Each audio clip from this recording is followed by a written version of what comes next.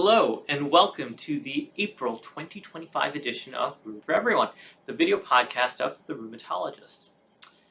I can't express to you how much I love being the physician editor of the Rheumatologist. And one of the reasons why is because I get to read and edit some of the most interesting and thought-provoking articles. And among these articles, perhaps my favorite is the Humble Case Report. The case report, in my opinion, just doesn't get enough respect.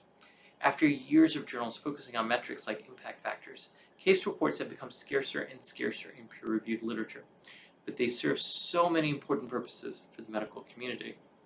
For instance, they're often the first forays for young academicians to get into the habit of writing. Certainly that was the case for me, probably why it's so dear to me.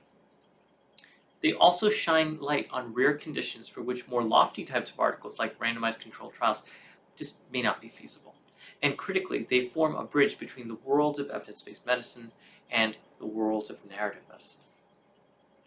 So with all that being said, how would you get started in writing a case report?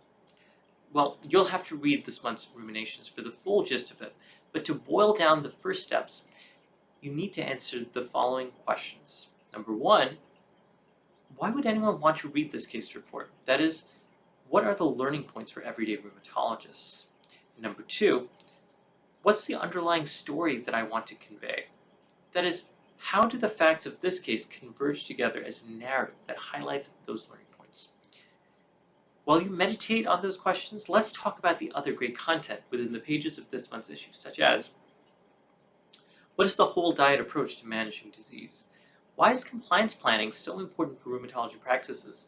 And is COVID-19 vaccination associated with flares of autoimmune disease? That and so much more in this month's edition of The Rheumatologist. So please, take a seat and enjoy all the articles here in The Rheumatologist, especially the case reports.